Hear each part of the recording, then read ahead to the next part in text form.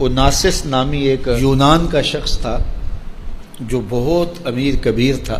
وہ نمبر لگتے ہیں نا، 8ویں نمبر پہ اور 7ویں نمبر پہ، 6 نمبر پہ دنیا کا امیر ترین شخص کون ہے. تو کسی زمانے میں وہ ان نمبروں میں تھا.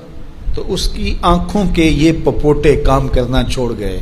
ڈاکٹر سلوشن ٹیپ لگا کے اس کی آنکھ کھول دیتا تھا، سلوشن ٹیپ لگا کے بند کر دیتا تھا اور وہ سو جاتا تھا. پھر وہ کھولتا اور جو ہے وہ اس کو دیکھنا ملتا. تو یہ آٹومیٹک سسٹم خراب ہو گیا. تو کسی نے اوناسس سے ایک دن پوچھا کہ تیری زندگی کی سب سے بڑی خواہش کیا ہے؟ یہ جہازوں کے بیڑے تیرے ہیں، یہ اتنے بڑے کاروبار ہیں، تا حد نظر پھیلے ہوئے بنگلے، اتنا کچھ، تو کوئی خواہش رہ گئی ہے؟ اس نے کہا ہاں، ایک میری خواہش رہ گئی ہے. تو سننے والے نے کہا کہ کیا؟ کہا کاش کہ اپنی آنکھیں اپنی مرضی سے کھول سکوں، یہ میری خواہش ہے. تو اس نے کہا کہ اگر اس کے لیے تجھے کوئی پیسے لگانے پڑے تو کتنے کو پیسے لگائے گا؟ کہا ساری دولت لگا دوں گا. کاش کہ اپنی آنکھیں تو اپنی مرضی سے کھول سکوں. تو میرے ان دوستوں میں سے کئیوں کو آج یہ احساس ہوا ہوگا کہ یہ بھی کوئی نعمت ہے.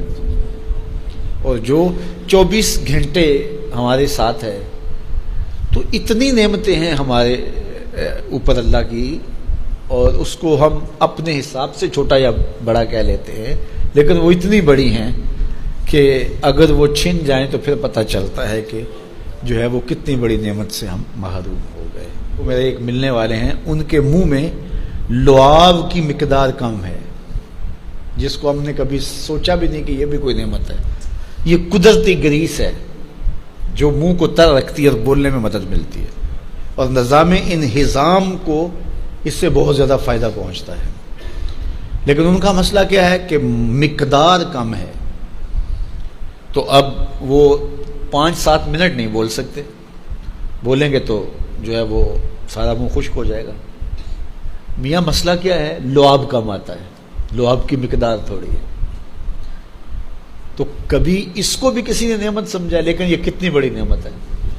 وہ کسی علاقے میں انہوں نے یہ کیا کہ یہ مینڈک نہیں ہوتے، مینڈک، یہ انہوں نے وہاں سے ختم کروا دی، دوائی ایسی ڈالی کہ یہ آواز نکالتے ہیں یا اس طرح کا وہ مسئلہ ہوا. تو اب کیا ہوا کہ چاول کی فصل پر ایسی سنڈیاں آ گئیں کہ جس کا کوئی علاج ہی نہیں تھا. تو یہ پانی کے اندر جو مینڈکیں ہوتی ہیں، یہ ان حشرات کو کھاتی ہیں جو فصل کے لیے نقصان دہ ہوتی ہیں. تو اب وہ مینڈکیں ڈھونڈتے پھرتے ہیں. اب ہمیں نہیں پتا کہ کون سی چیز کتنی بڑی نعمت. یہ کیچوا ہوتا ہے، کیچوا کبھی آپ نے دیکھا جس کو وہ ہم اپنی پنجابی میں گنڈویا کہتے ہیں. کبھی آپ نے سوچا کہ اس کا سلسلہ کیا ہے؟ یہ مٹی کھاتا ہے، ایک طرف سے دوسری طرف سے نکال دیتا ہے. اور اب ہمارے ادھر ایک ذمہ دار تھا، تو وہ بچوں کو پیسے دیتا تھا کہ وہ لے کر کے اور اپنی فصلوں میں چھوڑتا تھا.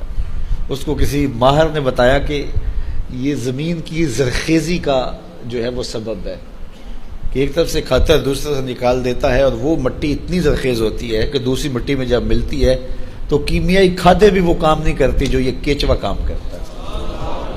ہمیں پتہ ہی نہیں ہے کہ ہمارے اطراف میں اللہ نے کتنی نعمتیں ہمارے لیے پھیلائی ہوئی ہیں.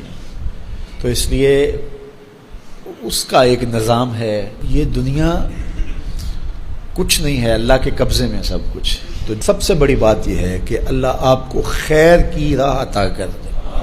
بس بعض کا جو دنیا کی دولتیں دی جاتی ہیں، یہ آزمائش ہوتی ہیں، یہ آزمائش ہوتی ہیں.